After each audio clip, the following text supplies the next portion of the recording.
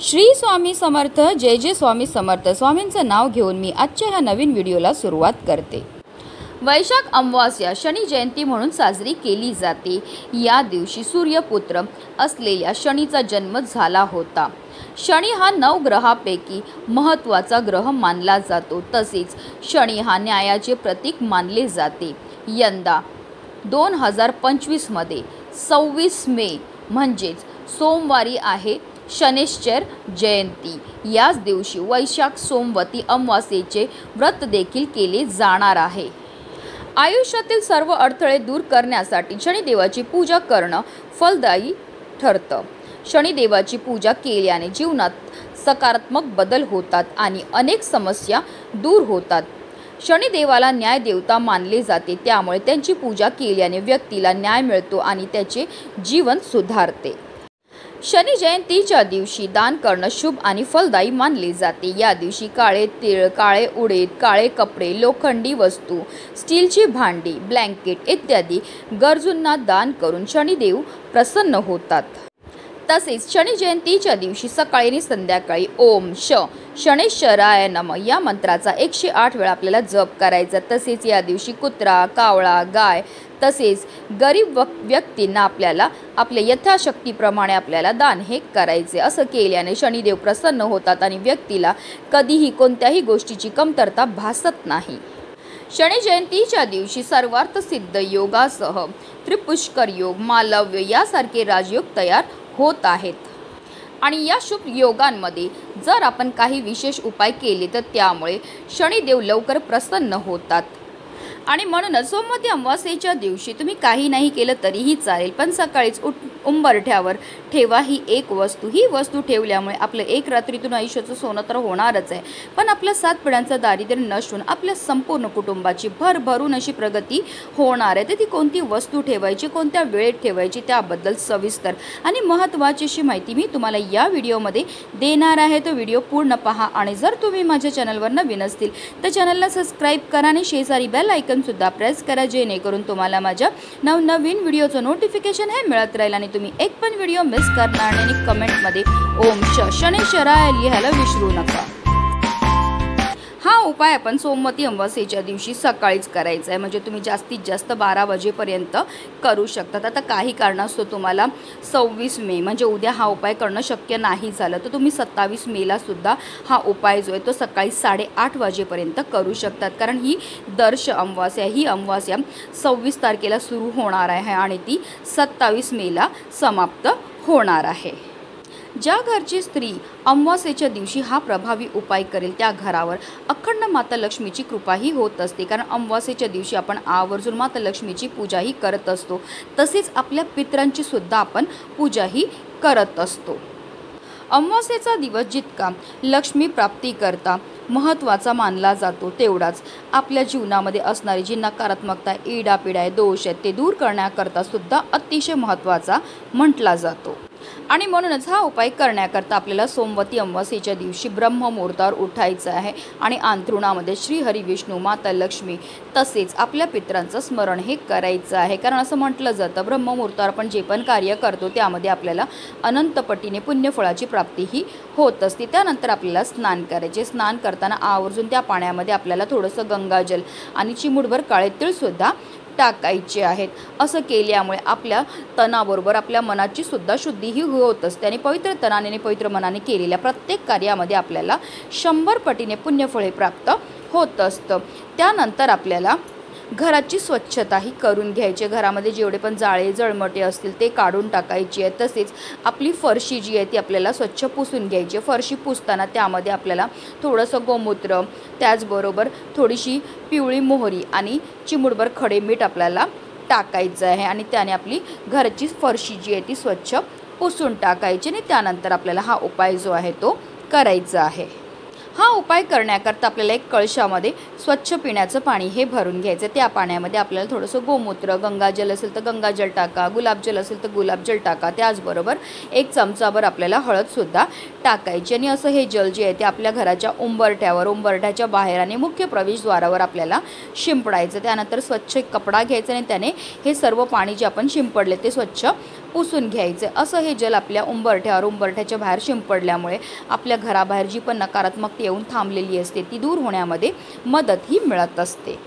त्याचबरोबर आपल्याला आवर्जून उंबरठ्यावर हळदीचं लेपनसुद्धा करायचं आहे। उंबरठ्यावर हळदीचं लेपन केल्यामुळे आपल्या वरमाता लक्ष्मी ही प्रसन्न होते। आता आपल्याला एक वाटी घ्यायची, वाटीमध्ये थोडंसं कुंकू टाकायचं, त्यामध्ये पाणी टाकून आपल्याला एक गंध हे तयार करून घ्यायचं आहे आणि अशा ह्या गंधाने आपल्या मुख्य प्रवेशद्वारावर आपल्याला एक स्वास्तिक काढायचं। त्याचबरोबर उंबरठ्याच्या बरोबर मधोमध जिथे आपण हळदीचं लेपन केलं त्या उंबरठ्यावर आपल्याला बरोबर मधोमध एक स्वास्तिक काढून घ्यायचे। जेव्हा आपण स्वास्तिक काढणार आहे तर त्यामध्ये 4 बिंदू तसेच कडेला ज्या 2-2 रेषा असतात त्या आवर्जून आपल्याला द्यायच्या आहेत, कारण त्या स्वास्तिकच्या मर्यादा असतात। स्वास्तिक हे मांगल्याचं प्रतीक आहे। स्वास्तिक हे श्रीहरी विष्णूंचं आसन मानलं जातं। त्याचबरोबर स्वास्तिकला माता लक्ष्मीचं प्रतीकसुद्धा म्हटलं जातं। हिंदू धर्मामध्ये स्वास्तिकचा अर्थ असा होतो कल्याण असो। वास्तुशास्त्रात स्वास्तिक चिन्हाला घरात सकारात्मक ऊर्जा वाढवण्यासाठी आणि नकारात्मक ऊर्जा दूर करण्यासाठी एक शक्तिशाली साधन मानले जाते।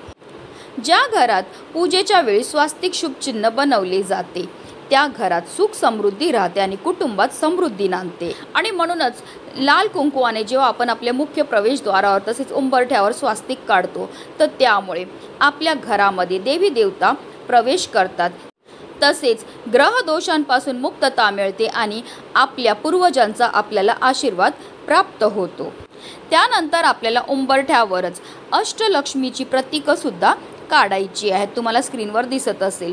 त्याचप्रमाणे आपल्याला उंबरठ्याच्या इथे बघा एक लाल कुंकवामध्ये आपल्याला बोट बुडवायचे आणि त्याने एक रेष ही काढायची आहे आणि आपल्याला आदिलक्ष्मीचं स्मरण हे करायचं आहे। लक्ष्मीचे मूळ रूप जे भगवान विष्णूंच्या पत्नी म्हणून ओळखले जाते। दुसरी रेष काढायची आणि आपल्याला धनलक्ष्मीचं स्मरण करायचं। धन आणि संपत्तीची देवी जी भक्तांना आर्थिक समृद्धी देते। तिसरा रेष ओढायची आणि आपल्याला धान्यलक्ष्मीचं स्मरण करायचं आहे। धान्य आणि अन्नाची देवी जी भक्तांना समृद्धी आणि समृद्ध जीवन देते। चौथं बोट ओढायचं आहे आणि आपल्याला गजलक्ष्मीचं स्मरण करायचं आहे। गज आणि ऐश्वर्याची देवी जी भक्तांना यश आणि प्रतिष्ठा देते।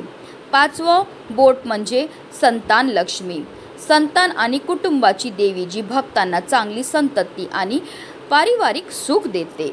सहावं बोट ओढायचं आणि वीरलक्ष्मीचं स्मरण करायचं आहे, जी धैर्य आणि सामर्थ्याची देवी जी भक्तांना शूर आणि निबिड बनवते। सातवं बोट ओढायचं आहे आणि आपल्याला भाग्यलक्ष्मीचं स्मरण करायचं, भाग्य आणि यशाची देवी जी भक्तांना चांगले भाग्य आणि यश मिळवून देते। आठवं बोट ओढायचं आणि विजयलक्ष्मीचं स्मरण करायचं, विजय आणि यशाची देवी जी भक्तांना सर्व क्षेत्रात यश मिळवून देते। त्यानंतर आपल्याला एक मातीची पंती घ्यायची आहे, कारण मातीच्या पंतीमध्ये सकारात्मक अशा लहरी असतात। या मातीच्या पंतीमध्ये आपल्याला 2 वातीची 1 वात करून लांब वाती टाकायची, तसेच यामध्ये आवर्जून आपल्याला मोहरीचं तेलच टाकायचे। आता काही कारणास्तव तुमच्याकडे मोहरीचं तेल नसेल तर रोजच्या देवपूजेमध्ये जे तेल वापरतात ते टाका आणि त्यामध्ये तुम्हाला पिवळी किंवा काळी मोहरी ही टाकून घ्यायची आहे। आता आपल्याला एक प्लेट घ्यायची नाही, प्लेटवर आपल्याला हा दिवा जो आहे तो प्रज्वलित करून ठेवायचा आहे आणि हा दिवा जो आहे जेव्हा आपण घराच्या बाहेरनं आतमध्ये येतो तर जी उजवी बाजू आहे तिथे आपल्याला हा दिवा जो आहे तो ठेवायचा आहे, कारण अमावास्या तिथीला आपले पितृ मृत्यू लोकातून ह्या भूतलावर येतात आणि ते आपल्या उंबरठ्याच्या इथे येऊन थांबलेले असतात आणि जेव्हा आपण असा हा दिवा आपल्या पितरांकरता लावतो तर त्यामुळे ते प्रसन्न होतात आणि आपल्याला सुखी संसाराचा ते आशीर्वाद देत असतात। त्याचबरोबर आपल्याला आपल्या उंबरठ्याच्या दोन्ही साईडला म्हणजे उजव्या आणि डाव्या दोन्ही साईडला पाणीसुद्धा शिंपडून घ्यायचं आहे किंवा पाणी टाकून घ्यायचं आहे। असं केल्यामुळे आपले पितृ जे आपल्या उंबरठ्यावर येऊन थांबलेले असतात ते पाणी ग्रहण करतात आणि ते तृप्त होत असतात।